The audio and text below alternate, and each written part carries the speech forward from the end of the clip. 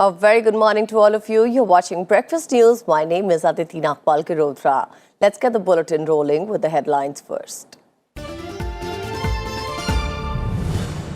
Government unveils major economic reforms. Cabinet approves strategic disinvestment of oil firm BPCL and 4 other PSUs. Sanctions 42,000 crore rupees relief to telecom companies. Defers spectrum payments by 2 years.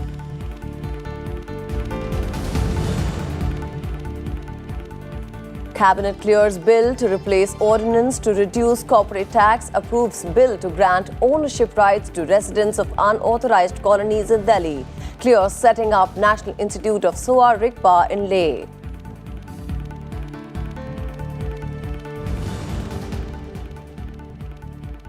Union Health Minister Harshvardhan to reply to discussion on Surrogacy regulation bill in Rajya Sabha. Discussion on Transgender bill to continue in the upper house today.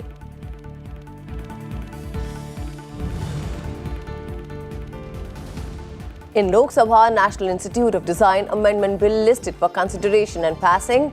Members to continue discussion on air pollution and climate change. Lower House passes Chit Fund Amendment Bill.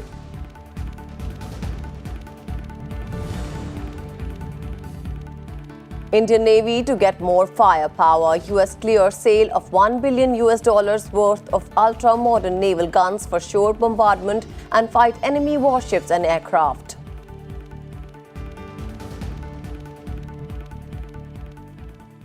Government unveiled a slew of reforms to boost the economy. In a major decision, the Union Cabinet approved sale of government stake in country's second-largest state-owned oil firm, Bharat Petroleum Corp Limited, along with 4 other PSUs. The Cabinet Committee on Economic Affairs, headed by Prime Minister Narendra Modi, approved sale of government's entire 53.29% stake, along with management control in BPCL, after taking out Numaligarh refinery from its fold. The government has also decided to sell its 31% stake in Container Corporation of India. The government will also sell its entire holding in Tehri Hydro Development Corp of India and Northeastern Electric Power Corp Limited to NTPC Limited. The Cabinet also decided to cut shareholding in select public sector firms below 51% to boost revenue collections. The Cabinet Committee on Economic Affairs has given the clearance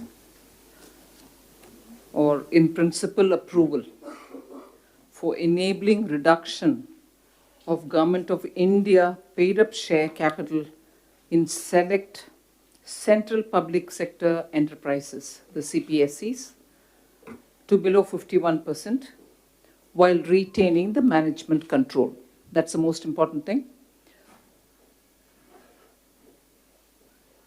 The paid-up share capital will come down to 51, but ensuring that management control will still be with the government.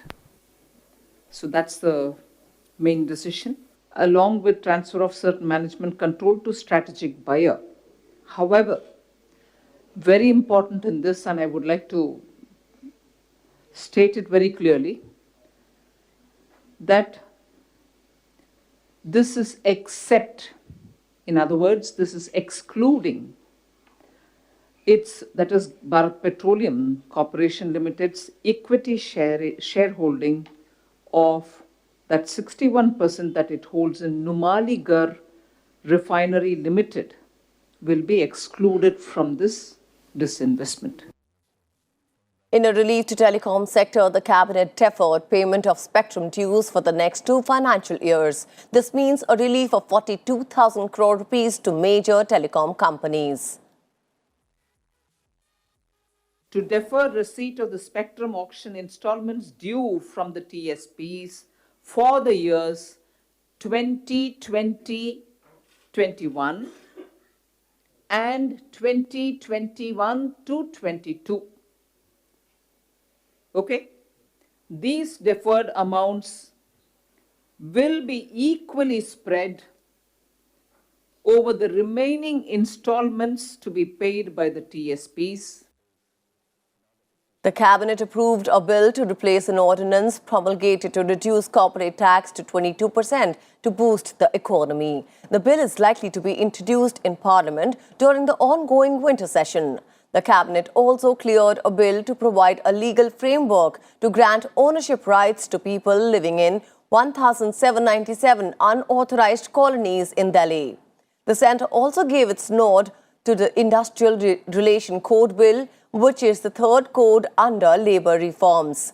The government wants to codify 44 central labour laws into 4 broad codes. The occupational safety related code is with the standing committee. Today the approval has been given for the industrial relations code. The fourth one is, of course, the social security. I'm not talking about that now. So there are 4 codes about the wages, which is the first one. 8th August 2019, approval was given and you were informed about it. The Cabinet gave its approval to the Food Ministry's recent decision to import 1.2 lakh tons of onions. Cabinet also approved establishment of National Institute of Sowa Rigpa in Leh. Following bills are listed for consideration and passing in the Upper House today. Union Minister Harshvardhan will reply to the discussion on the Surrogacy Regulation Bill 2019. The bill aims to set up national and state surrogacy boards and appointment of appropriate authorities for regulation of the process of surrogacy. Taking part in the debate on Wednesday, members of various parties put forth their suggestions regarding the provisions of the bill. Congress MPs demanded that the bill be sent to the Select Committee for further deliberations. BJP's Vikas Mahatme supported the bill and said this legislation will benefit prospective parents. Then this bill is the wrong bill, sir. Because this bill will put an end to any form of surrogacy, because we can't expect that only the sisters or the sister-in-law or some close relative is going to come forward. This is going to create more emotional problems, more psychological problems than we can ever imagine. So this close relative thing is a very dangerous element in this bill. The 5 years which are required, then only the intending couple can apply for surrogacy is very much necessary, because they have to undergo first this assisted reproductive technology. They should use this assisted reproductive technology, and if it fails, then only they should go for surrogacy. Definition of infertility appears to be too narrow and vague. Sir, it has not taken into account the definition of infertility, has not taken into account the other medical conditions. NRI Indians should be considered at par with other Indians, sir. The bill does not address intended parents where both of them are orphans and they have no genetic relative. How do you make their case as a strong case for surrogacy, sir? The Rajya Sabha will also continue discussion on the Transgender Persons Protection of Rights Bill 2019. The bill aims to provide for protection of rights of transgender persons and was moved by Union Minister Thawarchand Gehlot this week. The Dam Safety Bill 2019 will be moved by Jal Shakti Minister Gajendra Singh Shekhawat. The bill aims to provide for surveillance, inspection, operation and maintenance of dam for prevention of dam failure-related disasters and to provide for institutional mechanism to ensure their safe functioning. A calling attention motion on the situation arising out of the dangerous levels of air pollution in the country and in Delhi is also listed in today's agenda. The motion is listed by MPs R.K. Sinha, Vijay Goyal and K.J. Alphonse. And now let's connect with our correspondent Kriti, who is joining us live from the Parliament House. Kriti, a number of bills are listed for consideration for passing in Rajya Sabha. What's the outcome likely to be in Surrogacy Regulation Bill 2019? Well, absolutely, Aditi. There are important bills that are lined up in the Rajya Sabha today. The Surrogacy Regulation Bill that provides to ban commercial surrogacy and provides to regulate altruistic surrogacy would be taken up. Remember, members have expressed apprehensions over several of the provisions of this bill and have also said that the recommendations of the parliamentary committee must be included in the bill. They've also expressed concern over the health aspect of surrogate mother. But remember, the government has said that this bill provides to establish National Surrogate Board and also State Surrogate Board and also appoint competent authorities to regulate surrogacy and uphold the rights of surrogate mother. So this is the important bill that would be taken up, and it is expected that it would be passed in the Rajya Sabha today. There are other important bills like the Transgender bill, which seeks to provide for socio-economic as well as educational upliftment of transgenders in India. According to the census of 2011, there are more than 5 lakh transgenders in the country, and this is very important bill as it also hikes punishment and penalty in case of sexual offences against the transgenders. And also third important bill is the Dam Safety Bill, which provides for inspection, surveillance and also operation of dams in the country. Remember, Aditi, out of the 5,000 reservoirs that we have in the country, around 200 are old by more than 200 years. And this is a very important bill to ensure their safety and also to actually establish the state relationships, because 92% of reservoirs are on the state interstate river basin, and the government has already clarified that this bill will not challenge the hegemony of states as the water is the state subject. So 3 important bills are lined up to be taken up in the Rajya Sabha, so heavy legislative agenda as far as the upper house is concerned. Over to you, Aditi. Thank you, Kriti. Kriti, will be right back to you to get information on what's likely to happen at Lok Sabha. And viewers, let's now move on to our next piece of news. Lok Sabha is slated to take up the National Institute of Design Amendment Bill 2019 for consideration and passing. The bill seeks to amend the National Institute of Design Act 2014, which declares the National Institute of Design in Ahmedabad as an institution of national importance. It was introduced in Rajya Sabha by Piyush Goyal in July this year. The House will also continue debate on air pollution and climate change. Congress MP Manish Tiwari opened the debate on Tuesday, saying it is important to give a message to the nation that the House, comprising of the people's representatives, is sensitive and serious about this issue.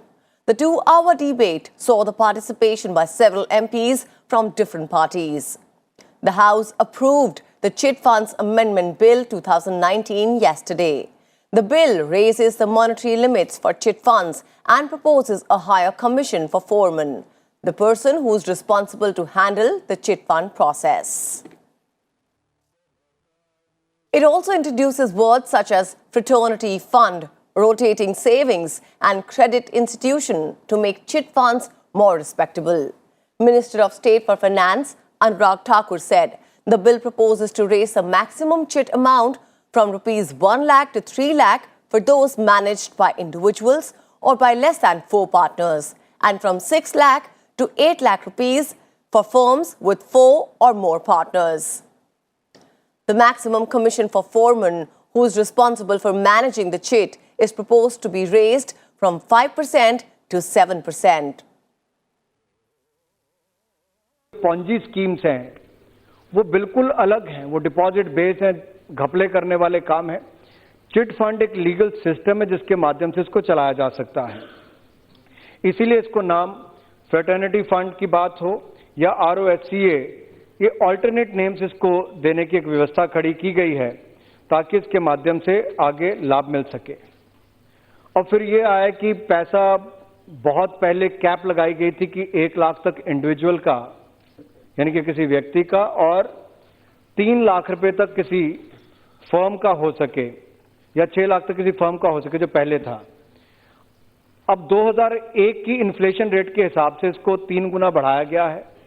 Individuals के लिए इसको 3 लाख रुपया किया गया और firms के लिए इसको 18 लाख रुपया किया गया इसकी लिमिट को।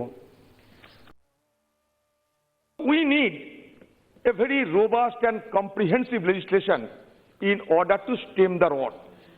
In spite of all legislative instruments that we have had at our disposal, we cannot save the vulnerable people from being deceived. That is why members are expressing concern. And now let's go back to Kriti, who's still with us live from the Parliament House. Kriti, how's the day likely to pan out at Lok Sabha today?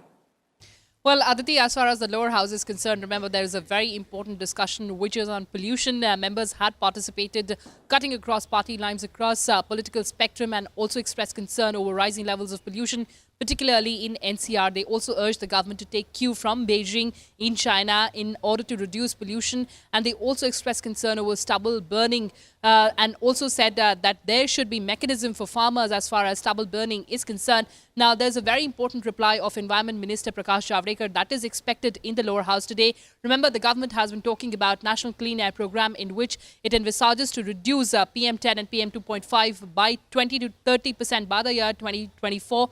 Keeping year 2017 as the base year. So that is a very important component as far as the vision of the government is concerned. So a very important reply of the government expected in the lower house today that certainly impacts each one of us. Over to you, Aditi. Thank you so much, Kriti, for all that information. Union Home Minister Amit Shah has said that the situation in Jammu and Kashmir is normal. Replying to questions in the upper house, Shah said that after the abrogation of Article 370, not even a single person has died in police firing in Jammu and Kashmir. A delegation from Uzbekistan. We'll move on to the next piece of news after we show you the visuals from the last news. Responding to a supplementary question in the Rajya Sabha during question hour, Home Minister Amit Shah said national security is paramount and the curbs on using internet in Kashmir will be lifted at an appropriate time. पूरी स्थिति सामान्य हो चुकी। देश और दुनिया में इसके लिए कई प्रकार की भ्रांतियां, कोई गलत आशा नहीं होगा, मगर फैली हुई है। तो मैं इस सदन के माध्यम से देश की जनता के सामने ये पूरी कश्मीर की सामान्य स्थिति के बारे में बताना चाहता हूं। जहां तक लॉ एंड ऑर्डर का सवाल है, 5 अगस्त के बाद एक भी व्यक्ति की पुलिस फायरिंग से मौत नहीं हुई। The Home Minister informed members that over 22 lakh metric tons apples had already been transferred out of the region. Farmers have been provided additional help. More than 93,247 landlines have been opened and mobile phones are already working. देश की सुरक्षा का सवाल है, कश्मीर घाटी के और जम्मू के नागरिकों की सुरक्षा का सवाल है और आतंकवाद के खिलाफ की लड़ाई का सवाल है, तब हमें कहीं ना कहीं प्रायोरिटी तय करनी पड़ती है और जैसे ही वहां के प्रशासन को उचित लगेगा हम तुरंत इस पर पुनर्विचार करेंगे। मानवीय दवाइयों की उपलब्धता पर्याप्त है और कहीं पर कोई तकलीफ नहीं है। The Home Minister also said that all newspapers and TV channels are functioning in Kashmir and there is no restriction on the circulation of newspapers. All schools and colleges are also open in Jammu and Kashmir, including the Kashmir Valley. Currently, examinations for 10th and 12th standard are underway and there is over 98% attendance of students. Further, there is no restriction on the movement of students in the valley. And all hospitals and health centers are also open and related medical services fully functional. Kriti Mishra's report for Rajya Sabha TV. A delegation from Uzbekistan led by Minister of Internal Affairs Pulat Bobhanov met the Indian delegation led by Union Minister for Home Affairs Amit Shah in New Delhi on Wednesday. During the meeting, the two sides discussed issues of mutual interest, including bilateral counter-terrorism cooperation, capacity building and training for Uzbek security personnel in Indian institutions, border guarding and disaster management. An agreement on security cooperation between the Ministry of Home Affairs of India and the Ministry of Internal Affairs of Uzbekistan was also signed by the two ministers. Bobhanov is on a bilateral visit to India from 20th to 23rd November.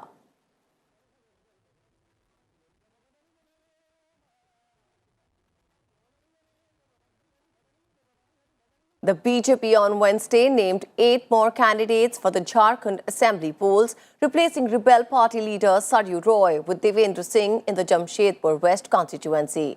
In its 5th list, the BJP also named its candidates from 7 more seats, following a break in its alliance with the AJSU. With this, the Saffron Party has named its nominees for most of the seats for the 5-phase polls to the 81-member assembly. Elections are scheduled to be held between November 30th and November 20th in the BJP-ruled state. On the second day of its Jharkhand visit, the Election Commission team, led by its chief Sunil Arora, will review poll preparations in Ranchi today with the Chief Secretary, the Director General of Police and other enforcement agencies of the state. Yesterday, the EC team held a series of meetings with various political parties and civil administration. Vice President M. Venkaiah Naidu has said that children be empowered and enabled for the future so that they can play an important role in the changes needed for the country. He said this at an event organized by UNICEF in the Parliament complex. The Vice President said it is the responsibility of governments, educational institutions, societies and families to create a safe, just and fair world for the coming generations. It recognizes the fundamental human dignity of all children and the urgency of ensuring their well-being and development. It defines child rights as a minimum entitlement and freedoms that every child, a citizen below the age of 18, could enjoy.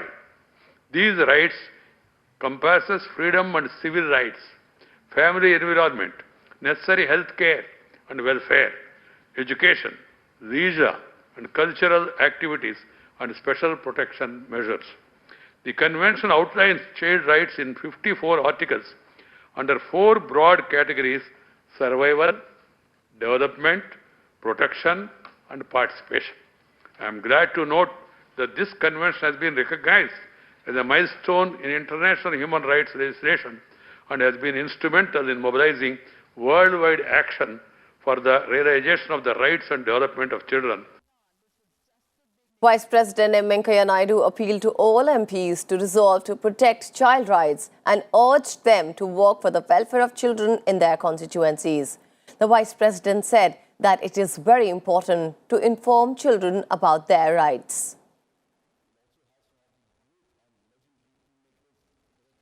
India successfully test-fired its indigenously developed nuclear-capable Prithvi-2 ballistic missile off the coast of Odisha on Wednesday night. The trials of the 350-kilometer range surface-to-surface missiles was carried out by the Strategic Forces Command.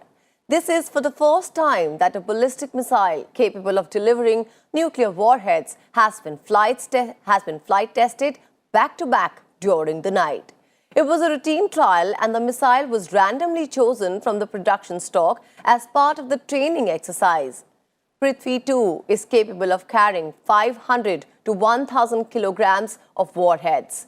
The state-of-the-art missile uses advanced inertial guidance system with maneuvering trajectory to hit its target. Already inducted into Indian Defence Forces in 2003, 9-meter-tall Prithvi was the first missile to have been developed by DRDO under the Integrated Guided Missile Development Program. Trump administration has cleared sale of naval guns to India worth $1 billion. In its notification to the Congress on Tuesday, Defense Security Corporation Agency said the state government has approved the sale of Mk-45 gun, which would enhance the lethal capabilities of the Indian Navy. The ultra-modern use against warships, anti-aircraft and shore bombardment. This system will provide the capability to conduct anti-surface warfare and anti-air defense missions while enhancing interoperability with US and other allied forces. The proposed sale of this equipment and support will not alter the basic military balance in the region, it said. With this, India has become one of the few countries that the US decided to sell its latest versions of its naval guns. And now let's talk about environment and climate change.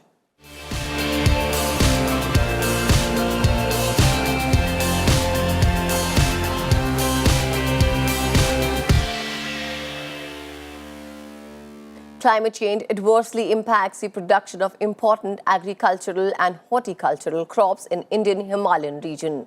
Increase in temperature and decrease in winter rainfall and snowfall have reduced the number of chilling hours. This has led to a significant decline in apple production in the region. Farmers have been advised to grow other horticultural crops like plums, peaches, pomegranates, and varieties of apple that require lesser number of chilling hours.